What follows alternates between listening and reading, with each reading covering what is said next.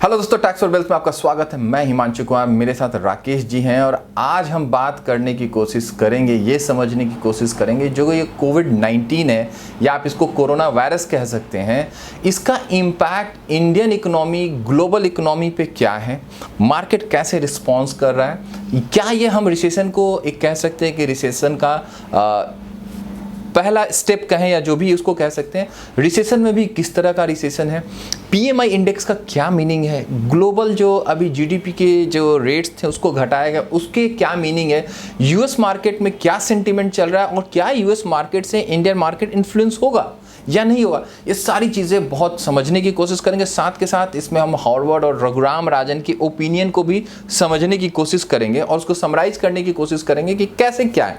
तो राकेश जी, सबसे पहला क्वेश्चन जो मेरा है, पीएमआई पे तो हम आएंगे ही आएंगे, पहले ये मुझे बताएं कि जो ओईसीडी है उसने क्या किया है कि ग्लोबल जो पूरा जो ग्रोथ था उसको एक तरह से कह सकते हैं कि रिवाइज कर दिया।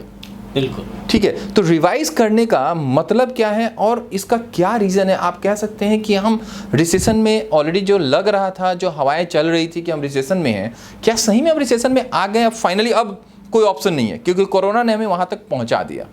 जी, एक्चुअली जो ओईसीडी है एक वर्ल्ड लेवल की संस्था है जो इकोनॉमिक सर्वे करती है जी। तो इसने जो अभी ग्लोबल फोरकास्ट, ग्लोबल ग्रोथ का जो फोरकास्ट है जो कि कोरोना वायरस से पहले जी 2.9% था, उसको घटा के 2.4 कर दिया जी। और यही नहीं, अभी 2.4 किया और वो कह रहे हैं कि शायद अगर अभी इम्पैक्ट और ज़्यादा हुआ तो ये इसको 1.5 तक भी ले आएंगे। तो ये एक रिसेशन की, आप ऑलरेडी रिसेशन था थोड़ा सा, लेकिन हम धीरे धीरे रिकवर करने की कोशिश कर रहे थे, लेकिन ये कोरोना वायरस ने आके उसमें कहते हैं कि आग में घी का काम कर दिया, तो वो हो गया। नहीं, तो अब मैं इसमें एक चीज़ कहूँ कि पहले क्या था कि जो मैं ओईसीडी का जो मैं डेटा देख रहा था कि चाइना का पहले जो 6% के आसपास था और 2020 का जो इनका ओल्ड प्रेडिक्शन था लगभग 5.5% के आसपास था, लेकिन जो नया फोरकास्ट आया है उसमें इन्होंने 5% के नीचे कर लिया। पहली चीज़, अब मैं पहले स्टार्ट करता हूं जो यूएस और चाइना ट्रेड वॉर था, मैं वहां से स्टार्ट करूंगा और फिर कोरोना वायरस पे हम आएंगे। अब एक पहली चीज़ ये बताएं कि जब यूएस और चाइना का ट्रेड वॉर चल रहा था उस समय ही पीएमआई इंडेक्स जो हमारा था उस समय इंडिकेशन आ रहे थे कि मैन्युफैक्चरिंग सेक्टर डाउन हो रहा है और चीज़ें ख़राब हो सकती हैं, इकोनॉमी ऐसे ही स्लो डाउन की तरफ जा रहा था और वो एक ट्रेड वार जो था बहुत टसल वाला ट्रेड वार था। अगर आप उसमें याद करें तो ट्रम्प तो रोज़ ट्वीट करके मार्केट को एक भुचाल देते थे, उनकी पुरानी आदत है ये, खैर कोई बात नहीं है, लेकिन उस हिसाब से क्या लगता है कि ये उसका एक्सटेंशन है? बिल्कुल, देखिए ट्रेड वार जो चल रहा था वो अक्टूबर नवंबर में आके दिसंबर में आके दोनों कंट्रीज ने कुछ सहमति जताई थी, लेकिन जनवरी से कोरोना वायरस आ गया।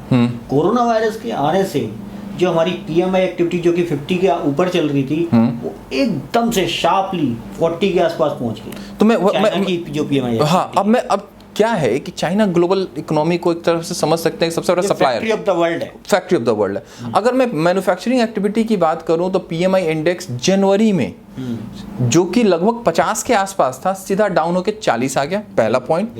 सर्विस एक्टिविटी जो चाइना की थी वो भी 50 के आसपास थी, ठीक है, 50 तो नहीं थी, थोड़ी सी नीचे से, लेकिन 50 के आसपास थी, जो कि घट के 26.5 हो गया। अभी मैं एक चीज़ और ले लूँ, तब तक उसी बीच में ये कहते हैं ना कि सोने पे सुहागा होना, यानी तब तक जो ऑयल प्राइस की जो लड़ाई थी रसिया की और यूएई की वो भी बीच में आ गया, जो कि और उसी में सऊदीया में आपस में भाइयों की टसल होना, वो ट्रेड पर उनका भी जो लफड़ा था वो भी $30 के आसपास आ गया। एक चीज़ और था, अगर हम ग्लोबल बॉन्ड की बात करें, जो गवर्नमेंट बॉन्ड होते हैं, अगर उसकी भी बात करें तो उसमें भी चाइना ने लगातार रेट कम किए। अब ओवरऑल इम्पैक्ट तो यही है, अगर आप ग्लोबल रेट कम कर रहे हैं, आपके बॉन्ड के रेट कम हो रहे हैं, यानी कि आपकी अर्निंग कम हो रही, तभी आप उसके रेट पे काम कर रहे हैं। तो ओवरऑल क्या लगता है कि ये जो इंडिकेशंस हैं, अब आगे इसके और बात करें कि क्या ये इंडिकेशन हमें ये क्लियर है कि अब हम रिसेशन में इंटर कर चुके हैं, अब हमारे पास कोई चॉइस नहीं है, क्योंकि पीएमआई इंडेक्स एक बहुत ही इंपॉर्टेंट इंडेक्स है। पहले मुझे एक बार पीएमआई इंडेक्स बताइए क्या है। पीएमआई इंडेक्स होता है परचेजिंग मैनेजर इंडेक्स। जी। इसमें बेसिकली कुछ एक्टिविटीज हैं, कुछ इंडस्ट्रीज को उन्होंने लिया हुआ है। लगभग 400 इंडस्ट्री की, जी, और 19 एक्टिविटी है, 19 एक्टिविटीज जी। हैं, तो उसको लेके हुए पीएमआई इंडेक्स इन्होंने बनाया है। तो जी। वो ये बेसिकली पीएमआई इंडेक्स मैन्युफैक्चरिंग से रिलेटेड होता है कि मैन्युफैक्चरिंग की एक्टिविटी किस तरह की चल रही है, जी। उससे रिलेटेड होता है ये। तो अब इसमें एक चीज़ और है कि पीएमआई इंडेक्स ये भी हमें बताता है कि आप नए ऑर्डर क्या होंगे, इन्वेंट्री का लेवल क्या होगा, प्रोडक्शन क्या होगा, सप्लायर का डिटेल और एम्प्लॉयमेंट। यानी कि अगर पीएमआई इंडेक्स मेरा चाइना का इतना ज़बरदस्त नीचे जा रहा है तो हमारा सप्लायर बंद हो गया। बिल्कुल। खैर, अब आगे बात करते हैं कि ऑलरेडी हमने कहा कि ये रिसेशन आ गया है एक तरह से। अब क्योंकि रघुराम राजन की भी अगर आप आज के आर्टिकल पढ़े तो इनडायरेक्टली उन्होंने इस चीज़ की बात की है। अब मुझे ये बताइए कि जो रिसेशन है ये किस तरह का रिसेशन है, क्योंकि रिसेशन में भी अलग अलग कैटेगरी है। देखिए, रिसेशन में अलग अलग कैटेगरी होती हैं। एक होता है रियल रिसेशन। रियल रिसेशन क्या होता है कि जब आपका कैपेक्स यानी कैपिटल एक्सपेंडिचर जो बूम पे होता है और जब वो बूम एकदम से बर्स्ट होता है, जी, ठीक है ना, तो वो होता है रियल रिसेशन। ठीक है। उसके दूसरा रिसेशन होता है पॉलिसी जी। रिसेशन। पॉलिसी रिसेशन क्या होता है कि जैसे जो अपनी सेंट्रल बैंक्स जो होती हैं, जब जो अपनी इंटरेस्ट रेट की जो पॉलिसीज हैं, जो उसको rates हैं, लेके वो हाई रखते हैं, लेकिन आज की डेट में तो सब जगह ही रेट्स डाउन ही ठीक है, है। तो वो पॉलिसी रिसेशन नहीं है। फाइनेंशियल रिसेशन क्या होता है कि ट्रेड इम्बैलेंस होते हैं बेसिकली, जी। ठीक है। और इसमें क्या होता है कि बेसिकली जो अपना डेट है, डेट की क्राइसिस होती है, लिक्विडिटी क्राइसिस होती है और क्रेडिट क्राइसिस होती जी। है। तो इस तरह का एक डेट का जो बबल होता है, जब वो बस्ट होता है तो फाइनेंशियल रिसेशन होता है। तो 3 तरह के रिसेशन है। तो अगर हम आज की कंडीशन को देखें जी। तो एक रियल रिसेशन तो खैर नहीं कहेंगे इसको, और पॉलिसी रिसेशन भी नहीं कह सकते। फाइनेंशियल रिसेशन हम कुछ हद तक इसको कह सकते हैं, क्योंकि होगा कि अभी हम एक डेट के बबल पे बैठे हुए जी। हैं। हर जगह यूएस में है चाहे इंडिया में, काफ़ी डेट है कंपनीज पे, और ये स्लो डाउन होगा तो इससे होगा क्या कि जो स्मॉल और मीडियम एंटरप्राइज हैं उनके लिए तो सबसे ज़्यादा बड़ा नहीं, झटका इसमें लगेगा। लेकिन मुझे लग रहा है कि जो लीवरेज बेस ऑर्गेनाइजेशन होंगे, क्योंकि अगर आप फाइनेंशियल क्राइसिस की बात करते हैं तो उसका कहने का मतलब है कि अगर फाइनेंशियल बेस यानी कि लीवरेज बेस कोई इकोनॉमी है या बिजनेस है, वो तो कोलैप्स हो जाएगा। बिल्कुल। शेयर मार्केट उसका एक बहुत बड़ा एग्जांपल है। बिल्कुल। क्योंकि पूरा फाइनेंशियल बेस है। चाइना ने क्या किया कि आइसोलेट हो गया, वहाँ मैन्युफैक्चरिंग बंद हो चुकी है। अगर यूरोप में जाते हैं तो इटली के हालात बहुत ख़राब है, और आज ही ट्रंप ने इमरजेंसी घोषित कर दिया और कहा कि ये सिनारियो बहुत डेंजरस सिनारियो है। इंडिया की अगर हम बात करें तो दिल्ली, यूपी, अलग अलग स्टेट में अलग अलग तरह की चीज़ें की जा रही है, यानी कि इसका इम्पैक्ट अलग अलग फ्रंट पे इम्पैक्ट आ रहा है। चाइना का फ्रंट क्या हुआ कि जो पूरा मैन्युफैक्चरिंग था मेरा रुक गया। बिल्कुल। और आपका रॉ मटेरियल होता था, मटेरियल होता था, इंडिया की सारी इंडिया में आता था। इंडिया से फिर वो, जैसे अगर हम फार्मास्यूटिकल की बात करें तो वहाँ से सारा मैन्युफैक्चरिंग वो रॉ मटेरियल आता था, इंडिया में मैन्युफैक्चर होता था, और फिर आगे जाके सप्लाई चेन के थ्रू वो यूएस में जाता था। तो एक तो ये जो प्रोडक्शन का जो शॉक लगा है मार्केट को, एक तो ये प्रोडक्शन का बहुत बड़ा शॉक लगा है। दूसरा शॉक जो लगा है वो है डिमांड का। आज की डेट में सब आइसोलेशन में जा रहे हैं तो सारी चीजें बंद हो रही है। बंद हो रही है तो उससे क्या हो रहा है, हमारा सबसे ज्यादा इम्पैक्ट हो रहा है ट्रैवल इंडस्ट्री पे, होटल इंडस्ट्री पे, कंजम्पशन पे, मॉल, सिनेमा घर, ये सब, flight, aviation sector, aviation sector, तो इन पे सबसे ज्यादा इम्पैक्ट आ रहा है। वो इस पे आ रहा है, तो हमारा कंजम्पशन भी, डिमांड भी कम हो रही है और कंजम्पशन भी कम हो रहा है। नहीं, तो अब इसमें मैं आगे बढ़ उसके पहले एक चीज़ और लें कि जो रिकवरी पैटर्न है, आपको क्या लगता है कि रिकवरी टाइम लेगा? क्योंकि अभी मेडिसिन तो मिला नहीं है इसका, टेक्निकली किसी ने अनाउंस नहीं किया है। अलग अलग सोर्सेज से अलग अलग कहानी आ रही है, इजराइल ने कर दिया, ये कर दिया, लेकिन किसी गवर्नमेंट ने अनाउंस नहीं किया है। हाँ, देखिए, तो क्या लग रहा है कि ये अभी परसिस्ट करेगा या किसी भी, ये जो वायरस है इसकी पहली चीज तो 2 चीजें हो सकती हैं इसमें, एक तो मेडिसिन बने या वैक्सीन बने। वैक्सीन बनने में, किसी भी वैक्सीन को बनने में 1 से 2 साल तो लगते ही हैं, क्योंकि वो ट्रायल पीरियड होता है, उसकी पूरी प्रोसेस होती है, तो उससे 1 से 2 साल लगते हैं। मेडिसिन के लिए कुछ खोजा जा सकता है, हो सकता है, लेकिन उसमें भी कम से कम 2 से 3 महीने लग सकते हैं जी। तो अगर हम इंडिया की बात करें, अभी तो गर्मियाँ शुरू हैं, लेकिन जब जैसे जैसे बारिश का सीजन आएगा, जैसे जैसे सर्दियों का सीजन आएगा, तो ये कोविड जो है दोबारा से एक अटैक हो सकता है, अगर ये कहीं से भी इसकी कोई जो है मेडिसिन नहीं बनी तो। ये एक बहुत बड़ा इम्पैक्ट आने वाला महामारी की तरह फैल सकता है आने वाले टाइम। लेकिन गवर्नमेंट ऑफ इंडिया बहुत ऑलरेडी, आप कल की अगर मैं बात करूं तो मार्केट ने बहुत ज़बरदस्त बाउंस बैक किया है। कल काफ़ी पॉजिटिव न्यूज़ भी रहा इंडियन मार्केट से। अगर हम देखें तो यस बैंक को रिवाइव कर दिया गया। अब नया स्लोगन मार्केट में चल रहा है, लॉस गवर्नमेंट का, प्रॉफिट कॉर्पोरेट का। खैर ये ऐसे जो कपाट था, ये कोई सीरियस नोट नहीं था, लेकिन मार्केट ने कल बाउंस बैक किया, एक तरह का पॉजिटिव साइन था। लेकिन आज जो ट्रंप ने अनाउंस किया उसके अकॉर्डिंगली वहाँ पे भी एक तरह का सैनिटाइजेशन शुरू हो गया। बिल्कुल, वहाँ भी अफरा तफरी हो गई है मार्केट में। मंडे आपको क्या लगता है कि मार्केट अब इसी तरह से रिएक्ट करेगा या अभी डाउनफॉल देखा जाएगा या आगे बढ़ेगा?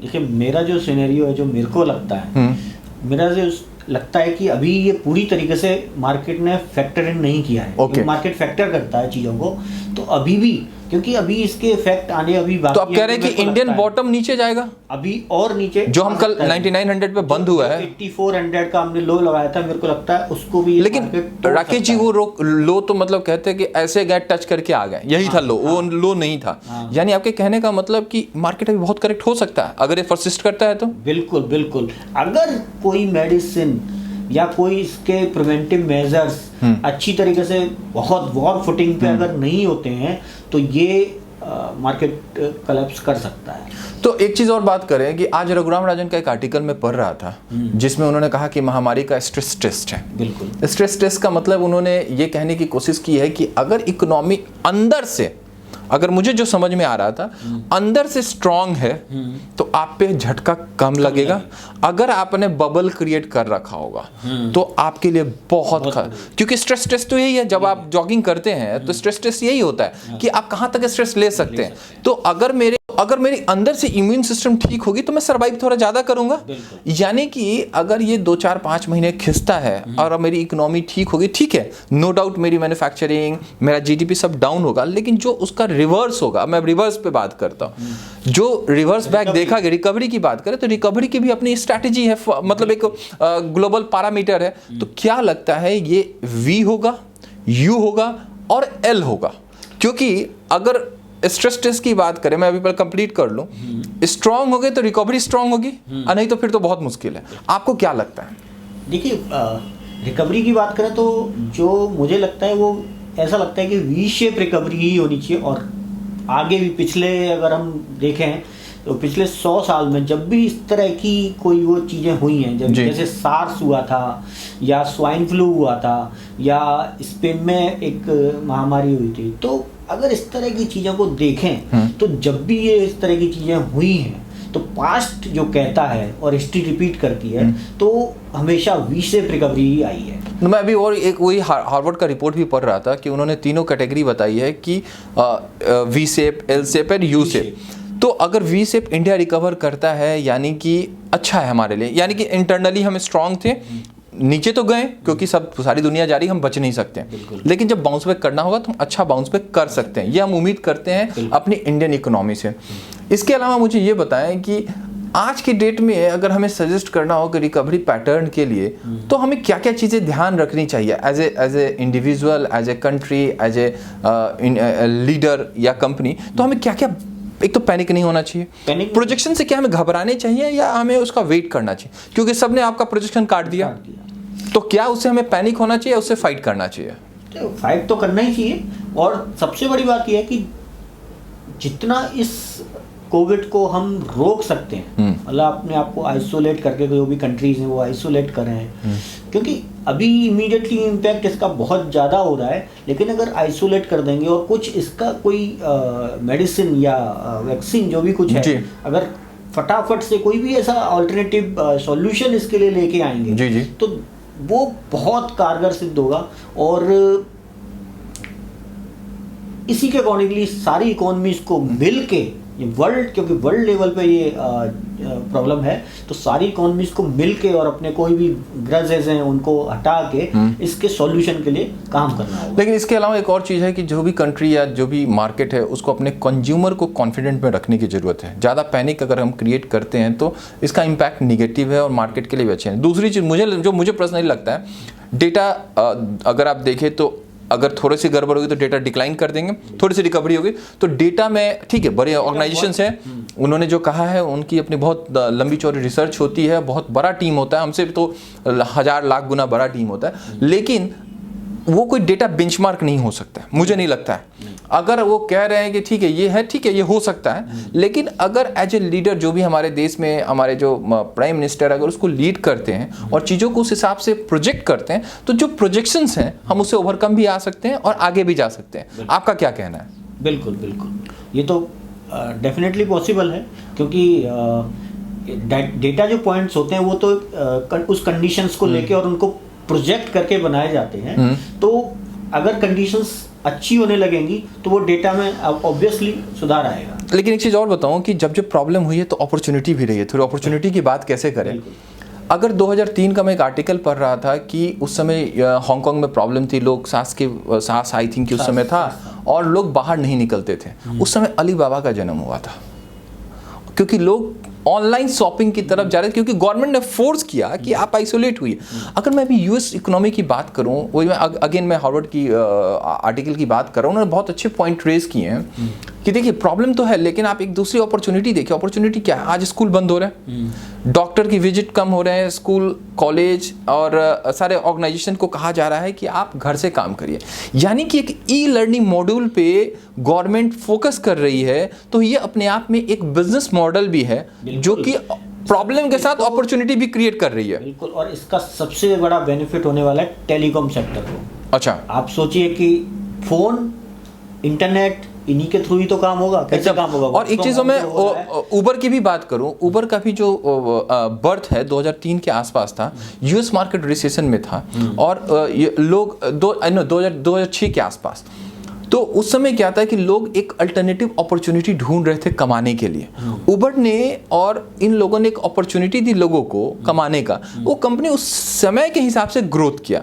तो कहने का मतलब जब भी प्रॉब्लम आई है, कुछ बड़ी इंडस्ट्री भी डेवलप हुई है, ठीक है ये प्रॉब्लम बहुत बड़ी प्रॉब्लम, लेकिन साथ के साथ अपॉर्चुनिटी पे भी लोगों की फोकस है। बड़ी बड़ी कंपनी काम कर रही है, ई लर्निंग बेस हो सकता है, मॉड्यूल करे हों, उस तरह के बड़े बड़े ऑर्गेनाइजेशन भी फ्यूचर में देखे जा सकते हैं। तो मुझे लगता है कि राकेश जी हमने सारी पॉइंट कवर करने की कोशिश की और जी भी मेजर जो हमारा पीएमआई इंडेक्स था उस पर हमें बात करना था। तो आज के लिए तो इतना ही, लेकिन अगर आपको लगता है कि कोई ऐसे पॉइंट थे जो हम कवर नहीं कर पाए या उसे कवर करना चाहिए था, आप कमेंट बॉक्स में आकर हमें कमेंट करें, हम वहाँ पे उसकी रिप्लाई देने की कोशिश करेंगे। साथ के साथ हम fire TV, Android TV, Apple TV, app store, Google app store पे और सारे सोशल मीडिया पे हम हैं। आप कहीं भी हमें देख सकते हैं, सब्सक्राइब कर सकते हैं और बेल आइकन जरूर दबाएं ताकि जो भी नए वीडियो आए हाँ वो आप तक पहुँच पाए। तो आज के लिए इतना ही। थैंक यू राकेश जी, आपने समय निकाला। Thank you.